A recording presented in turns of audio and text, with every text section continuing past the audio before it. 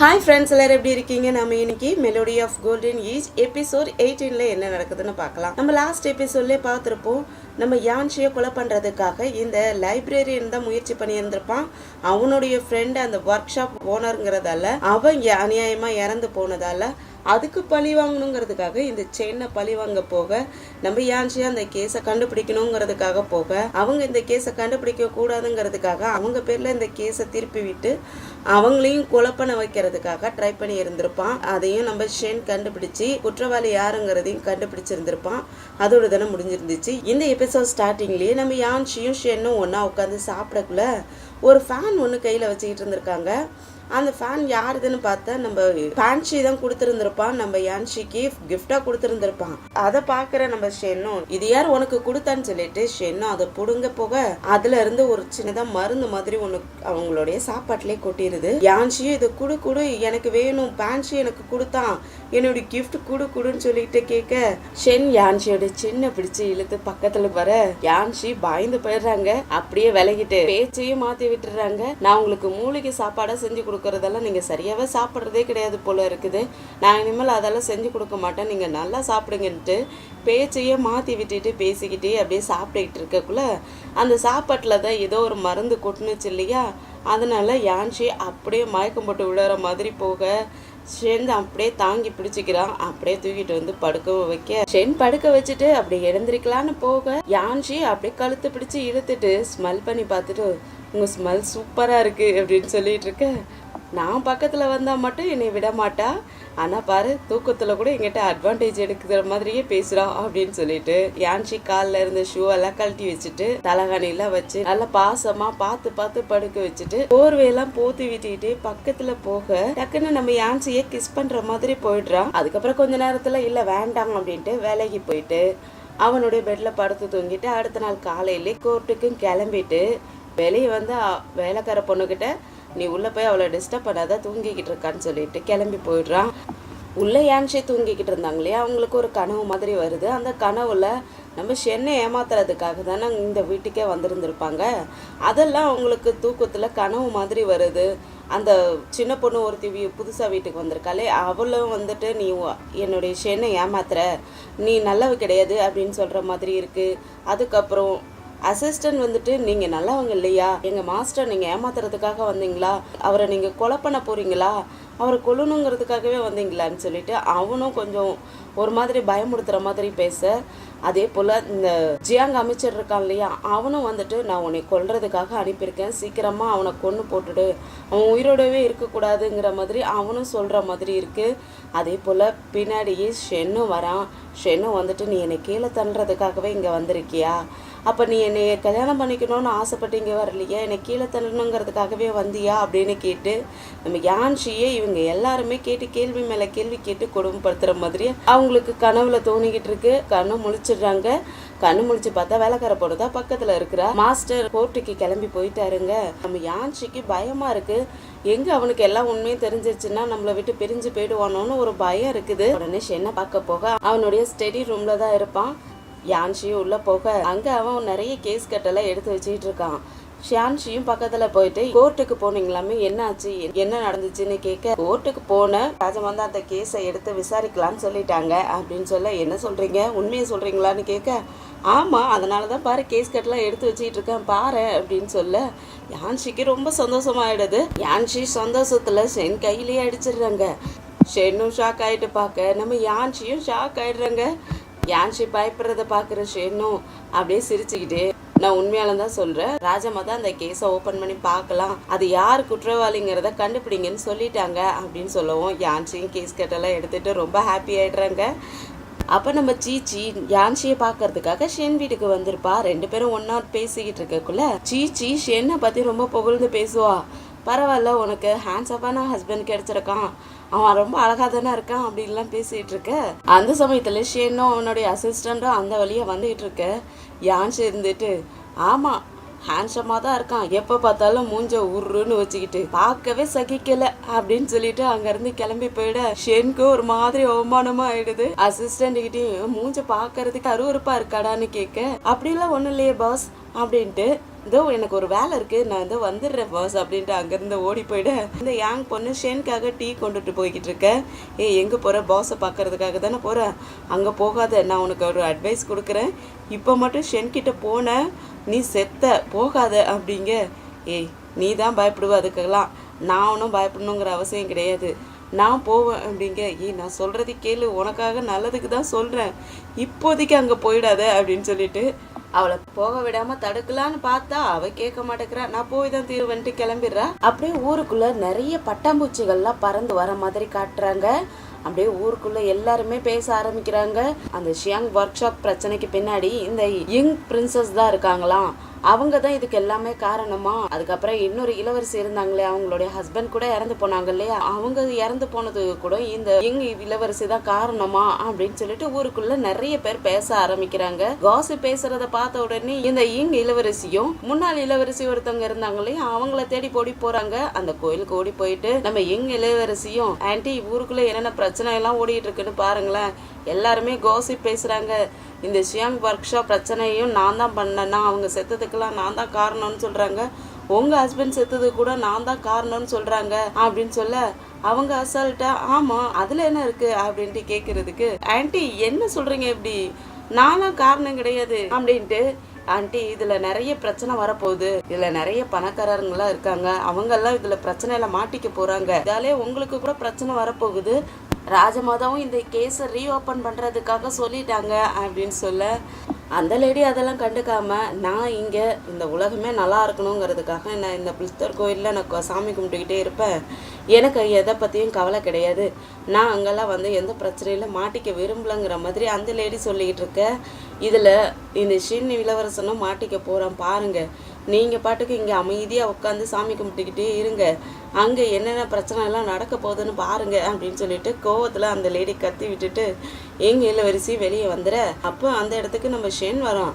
ஷென்னை பார்த்தோன்னே நீ எதுக்காக இங்கே வந்திருக்க, என்ன அந்த ஒர்க் ஷாப் பிரச்சனையை பற்றி என்னை விசாரிக்கிறதுக்காக வந்திருக்கியா அப்படின்னு கேட்குறதுக்கு, நான் உங்களுக்கு ஒரு ஐடியா சொல்லட்டுமா, நான் அந்த விசாரிக்கிறதுக்காக இங்கே வர கிடையாது, அதுலேருந்து நீங்கள் தப்பிக்கிறதுக்காக உங்களுக்கு நான் ஐடியா கொடுக்கறதுக்காக வந்திருக்கேன், நான் உங்களுக்கு ஹெல்ப் பண்ண போகிறேன் அப்படின்னு சொல்ல இந்த யங் இளவரசியும் யோசிக்க ஆரம்பிக்கிறாங்க.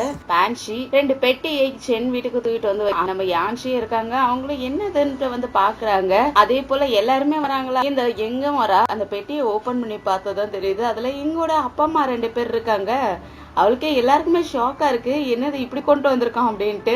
அவங்க அப்பா அம்மா 2 பேருமே எழுந்திரிச்சு எங்கிட்ட ஓடி போயிட்டு, எப்படிமா இருக்க, நல்லா இருக்கியா, இந்த ஆளு எங்களை இப்படி கடத்திட்டு வந்துட்டாங்கிற மாதிரி சொல்ல, என்ன சொல்றீங்கப்பான்னு கேட்க, இல்ல இவர் தான் எங்களை எக்ஸ்கார்ட் பண்ணி கூட்டிட்டு வந்தாரு அப்படின்னு சொல்லிட்டு யான்ஷி பான்ஷி கிட்ட இவங்களை எப்படி கூட்டிட்டு வந்தேன்னு கேக்குறதுக்கு, அதெல்லாம் ட்ரிக் பண்ணி தான் கூட்டிட்டு வந்தேன்னு காது கிட்ட மெதுவா சொல்லிக்கிட்டு இருப்பானா. இதை பாக்குற ஷென்கா செம்ம டென்ஷன் ஆகுது.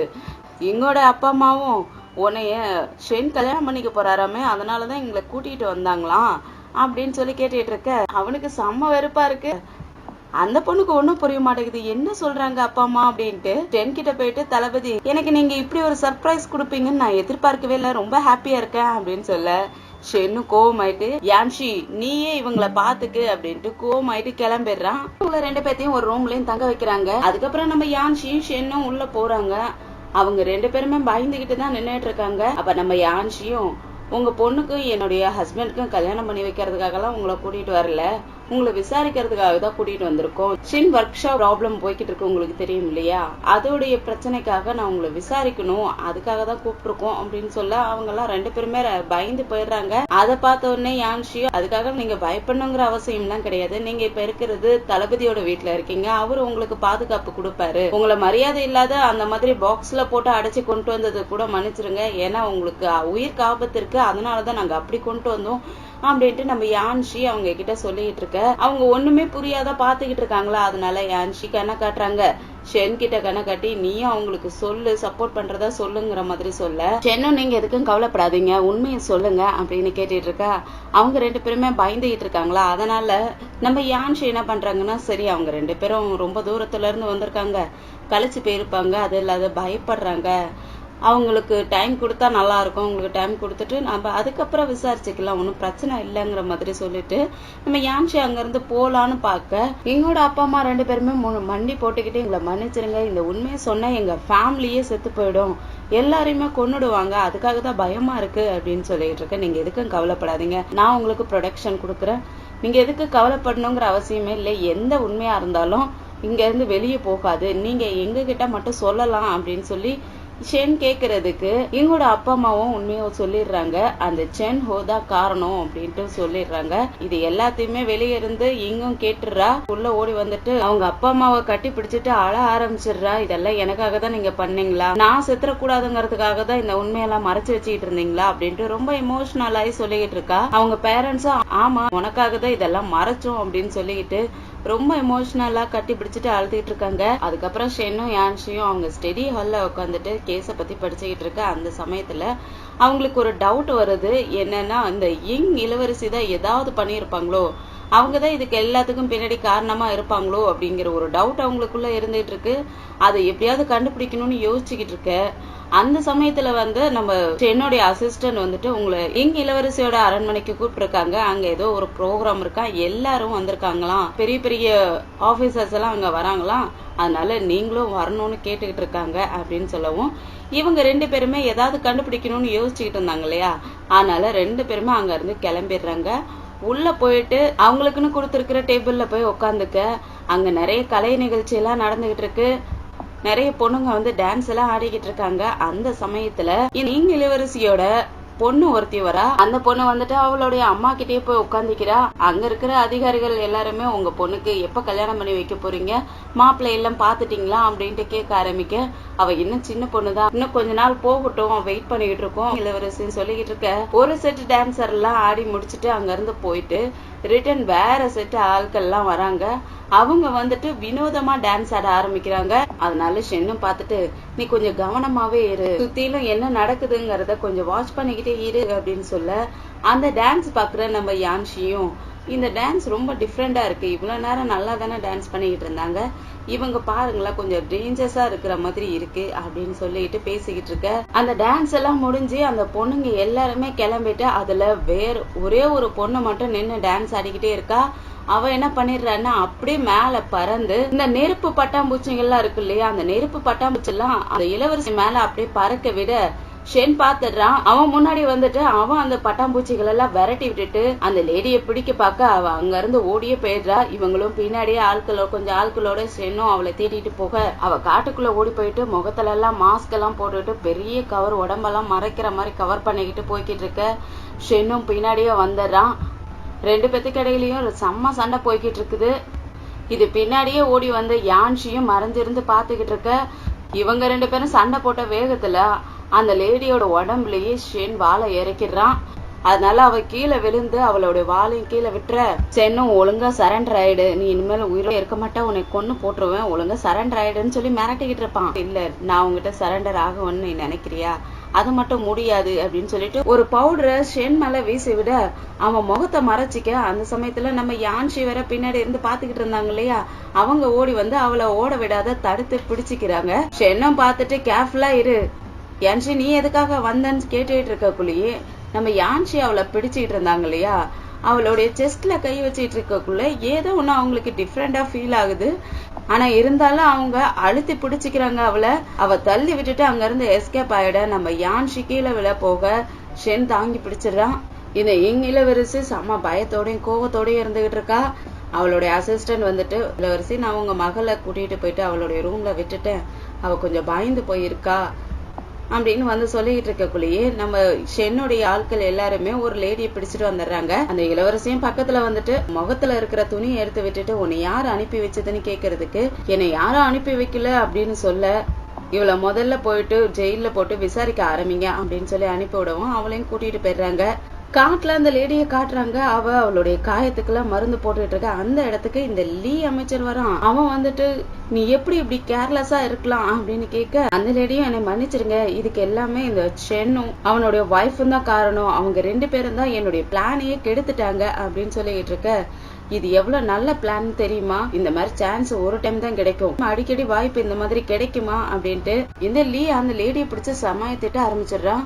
உனக்கு எப்படி அவன்கிட்ட சான்ஸ உனக்கு கொடுத்துருக்கேன், ஆனா நீ என்னன்னா அந்த யங் இளவரசியோட வீட்டையே கொளுத்தி விட்டுருக்கலாம், நீ அதை செய்யாத, இங்க வந்து என்கிட்ட காரணம் சொல்லிக்கிட்டு இருக்க சின்ன பிள்ளை மாதிரி செம்மையா திட்டவும், நீங்க எதுக்கும் கவலைப்படாதீங்க, நான் கண்டிப்பா நீங்க சொன்ன வேலையை நான் என் உயிரை கொடுத்து கண்டிப்பா செய்வேன், இதுக்கு மேல நான் எதையும் சும்மா விட மாட்டேன் அப்படின்னு சொல்லிக்கிட்டு இருக்க. ஓ சீக்கிரமா நான் சொன்ன வேலையை செஞ்சு முடியும்னு சொல்லிக்கிட்டு இருக்கான். யான்ஷி அந்த லேடியை பிடிச்சிருந்தாங்க இல்லையா, அப்ப அவங்க கையெல்லாம் வெந்து போயிருக்கும் போல இருக்கு. ஷென் யான்ஷிக்கு மருந்து போட்டு விட்டுக்கிட்டு பேசிக்கிட்டு இருக்க. அப்ப நம்ம யான்ஷி இருந்துட்டு அந்த சென் ஹூவை சீக்கிரமாவே நம்ம கண்டுபிடிக்கணும், அவனை விசாரிக்கணும்னு சொல்லிக்கிட்டு இருக்க. ஷென்க்கு கோவமாகுது. நீ ஏற்கனவே ஒரு பிரச்சனையில மாட்டி கையெல்லாம் வெந்து போயிருக்குது, நீ இன்னமும் பிரச்சனையில மாட்டிக்கிறதுக்குள்ளே இருக்கியா, அதெல்லாம் நான் பாத்துக்கிறேன், நீ தேவையில்லாத வேலையெல்லாம் பண்ணாத அப்படின்னு சொல்லி சத்தம் போட்டுட்டு இருக்க. ஷென்னோடைய அசிஸ்டன்ட் வந்துட்டு ரிப்போர்ட் கொடுத்துட்டு இருக்கான். அப்ப ஷென்னும் அந்த சென் ஹூவை இந்த சிட்டி ஃபுல்லாவே அலசி தேடி கண்டுபிடிங்க, அவன் எப்படியாவது எனக்கு கிடைச்சாவன்னு சொல்லி அவனுடைய அசிஸ்டன்ட் கிட்ட ஆர்டர் கொடுத்துக்கிட்டு இருக்க. அப்படியே அடுத்த நாள் காலையில சென் அவனுடைய வேலையை பாக்குறதுக்காக வெளியே வந்துகிட்டு இருக்க. அப்ப நிறைய ஆட்களை நம்ம சென்னுடைய ஆட்கள் எல்லாம் பிடிச்சிட்டு வந்து காட்டிக்கிட்டு இருக்க. இவங்களுக்கு எல்லாத்தையுமே ஜெயில பிடிச்சு போடுங்க அப்படின்னு சொல்லிக்கிட்டு இருக்கான். அப்ப அங்கிள் பதறி போய் ஓடி வராரு. என்னாச்சு, ஏன் இப்படி வரீங்கன்னு கேக்குறதுக்கு, நம்ம யான்ஷி மேடமை யாரோ கடத்திட்டாங்கன்னு சொல்ல, என்ன கடத்திட்டாங்களா, என்ன சொல்றீங்கன்னு கேட்க. அப்ப அங்கிளும் சென் கிட்ட சொல்றாரு, நம்ம வீட்டுக்கு முன்னாடி ரொம்ப சத்தமா கேட்டுக்கிட்டு இருந்துச்சு, நாங்களாம் பயந்து போயிட்டு டோர் எல்லாம் மூடி வச்சுட்டு ஓபன் பண்ண வேணாம்னு சொல்லிட்டு இருந்தோம், ஆனா மேடம் தான் கேட்காம ஓபன் பண்ணுங்க, வெளியே என்ன நடக்குதுன்னு பார்த்ததானே தெரியும், இங்க இருந்துட்டு நாம பாட்டு கத்திக்கிட்டு இருந்தா என்ன தெரிய போகுது, ஓபன் பண்ணுங்க அப்படின்னு சொல்லிட்டு ஓபன் பண்ணிட்டு வெளியே போனாங்களா, நாங்க எல்லாருமே மயக்கம் போட்டு விழுந்துட்டோம். அந்த சமயத்துல நான் லைட்டா மயக்கம் தெளிஞ்சு முழிச்சு பார்த்தேன். அப்ப யாரோ நம்ம யான்ஷி மேடம் அங்க இருந்து தூக்கிட்டு ஓடி போயிட்டாங்க, எனக்கு ரொம்ப பயமா இருக்கு, சீக்கிரமா கண்டுபிடிங்க மாஸ்டர் அப்படின்ட்டு கெஞ்சிக்கிட்டு இருக்காரு. ஷென்னும் சரி நான் பாத்துக்கிறேன்ட்டு அங்க இருந்து கிளம்ப. அப்படியே நிறைய நெருப்பு பட்டாம்பூச்சிங்கெல்லாம் ஒரு இடத்துக்கு போற மாதிரி காட்டுறாங்க. அப்படியே நிறைய வீடுகள் இருக்கிற இடமா காட்டுறாங்க. அந்த இடத்துக்கு அடியில கீழே தண்ணி போய்கிட்டு இருக்கு. அந்த இடத்துக்கு நேராவே நம்ம யான்ஷிய தொங்க விட்டு கட்டு விட்டு இருக்காங்க. அந்த இடத்துக்கு இந்த லீயோட ஆளா ஒருத்தி வந்திருந்தா இல்லையா, எங்க இளவரசிய கூட கொலை பண்றதுக்காக வந்தாலே, அவன் அங்க வரா. அவளை பார்த்துட்டு அங்க நிறைய மக்கள் எல்லாம் இருக்காங்க. அவங்க பார்த்துட்டு ஃபயர் கார்டன்ட்டு கும்பிட ஆரம்பிக்கிறாங்க. அந்த லேடியும் நீங்களும் சாகாவரம் பெற்று என்ன மாதிரி ரொம்ப காலம் நீங்க வாழலாம் அப்படின்னு சொல்லிட்டு ஒரு கத்தி எடுத்து அவ நெஞ்சிலேயே குத்திக்கிறா. ஆனா அவளுக்கு எதுவுமே ஆகல. லைட்டா அவ உடம்புல இருந்து லைட்டா ரத்தம் மட்டும் வருது. இத பாக்குற மக்கள் எல்லாம் அப்படியே ஷாக் ஆகி நின்னுட்டுறாங்க. அந்த கத்தி அப்படியே உருவி எடுக்க நம்ம யான்ஷி மேல இருந்து ஏதோ நிறைய துணிகள்லாம் கட்டி இருந்த மாதிரி இருந்துச்சு. அந்த துணிகள்லாம் அப்படியே வெடிச்சு செதறிடுது. நம்ம யான்ஷி மட்டும் அப்படியே கட்டி போட்டு தொங்க விட்டுக்கிட்டு இருக்கா. அந்த இடத்துக்கு ஷென்னும் வந்துற நம்ம யான்ஷியை அங்க கட்டி போட்டு தொங்கிட்டு இருக்கிறத பாத்துறான். யான்ஷியை காப்பாத்துறதுக்காக ஷென் ட்ரை பண்ண, அவனால அங்க இருந்து அந்த இடத்த விட்டு நகர முடிய மாட்டேங்குது. அந்த காத்துல எல்லாம் ஏதோ மருந்து போட்டிருப்பா போல இருக்கு. அந்த மருந்தால அவன் அஃபெக்ட் ஆயிட்டு அந்த இடத்த விட்டு அவனால நகர முடியாத இருக்க. நம்ம முதல்ல இவ்வளவு சாக அடிச்சுட்டு அதுக்கப்புறம் தான் நம்ம யான்ஷியை காப்பாத்த முடியும்ட்டு அவகிட்ட சண்டை போட ஆரம்பிக்க. ரெண்டு பேத்துக்கு இடையிலயும் செம்ம சண்டை போய்கிட்டு இருக்கு. ஷென்னும் அவனுடைய சண்டை மூலியமா அங்குள்ள மக்கள் மேல எல்லாம் தண்ணி எல்லாம் பீச்சு அடிக்க அவங்க அப்பதான் சுய நினைவுக்கே வராங்க. ஷென்னாலையும் ஒண்ணும் பண்ண முடியல. ரெண்டு பேத்துக்கும் செம்ம சண்டை இல்ல. ஷென் அவளுடைய கையிலேயே வாழை இறக்கி விட்டுற, அவ அப்படியே கீழே விழுந்துடுறா. அப்பயும் கையை பிடிச்சுக்கிட்டே எழுந்திருச்சு நின்னுட்டு, உன்னை நான் சும்மா விட மாட்டேன், நீ வந்துட்டல்ல, நீ இங்க இருந்து உயிரோடய போக முடியாது அப்படின்னு சொல்லிட்டு இருக்குள்ளே ஷென்க்கு மயக்கம் தாங்க முடியல. அப்ப இந்த லேடி ஒரு ஆயுதத்தை விட்டு யான்ஷியோட கட்டை அறுத்து விடுற மாதிரி பண்ண, யான்ஷியும் அங்க இருந்து மேல இருந்து கீழே விழ போக ஷென் அப்படியே போட்லயே போயிட்டு கேட்ச் பண்ணி யான்ஷிய காப்பாத்திடுறான். அந்த சமயத்துல இந்த லேடி ஷென்னுடைய நெஞ்சிலேயே வாழை இறக்கிற. ஷென்னும் அவளை தள்ளி விட்டுட்டு இவனும் பறந்துட்டு வந்து யான்ஷியை காப்பாத்திட்டு ரெண்டு பேருமே கீழே விழுந்துற. ஷென் வாயில இருந்து ரத்தமா கொட்டிக்கிட்டு இருக்கு. யான்ஷியும் செம்மையா பயந்து போயிட்டு, ஷென் உனக்கு என்னாச்சு என்னாச்சுன்னு இருக்க. அந்த சமயத்துல இந்த லேடி திரும்பவும் ஷென்னை தாக்குறதுக்காக வர. அப்ப ஷென் அவனுடைய வாழை பறக்க விட்டு அவன் கழுத்தையே வெட்டி விட்டுற. அப்படியே அந்த லேடி கழுத்து அறுபட்டு அங்கேயே விழுந்து இறந்து போயிடுறா. ஷென்னும் மயக்கம் போட்டு விழுந்துடுறான். யான்ஷியும் செம்மையா பயந்து போயிட்டு ஷென் எழுந்திரின்னு கத்திக்கிட்டு இருக்கு. அங்க யாருமே ஹெல்ப்புக்கு வேற ஆள் இல்லையா, அதனால யாராவது ஹெல்ப் பண்ணுங்க ஜிங்லிங் எங்க போயிட்டுன்னு கத்திக்கிட்டு இருக்கு. அந்த சமயம் பார்த்து மழையும் பொழிய ஆரம்பிச்சிருது. மழை பொழிஞ்சிட்டு இருக்கக்குள்ளேயே இந்த சைடு அசிஸ்டண்டும் தேடிட்டே வந்துடுறான். சென்னையும் அங்க இருந்து தூக்கிட்டு அவங்க வீட்டுக்கு கொண்டு போயிடுறாங்க. அந்த சமயத்துல ஒரு லேடிய காட்டுறாங்க. இப்ப இறந்து போன லேடி மாதிரியே இருக்குது. அப்ப சாகலியாவ உயிரோடதான் இருக்காளா? இந்த லேடி யாருங்கிறத நம்ம அடுத்த எபிசோட்ல வெயிட் பண்ணி பார்க்கலாம். இந்த வீடியோ பிடிச்சிருந்துச்சுன்னா லைக் பண்ணுங்க, உங்க ஃப்ரெண்ட்ஸ் அண்ட் ஃபேமிலிக்கு ஷேர் பண்ணுங்க. அப்படியே நம்ம சேனலை சப்ஸ்கிரைப் பண்ணி பெல் ஐக்கனை கிளிக் பண்ணி வச்சுக்கோங்க. அடுத்தடுத்த எபிசோட் நோட்டிபிகேஷனுக்காக. நம்ம அடுத்த எபிசோட்ல சந்திக்கிற வரைக்கும் பாய் அண்ட் தேங்க்யூ.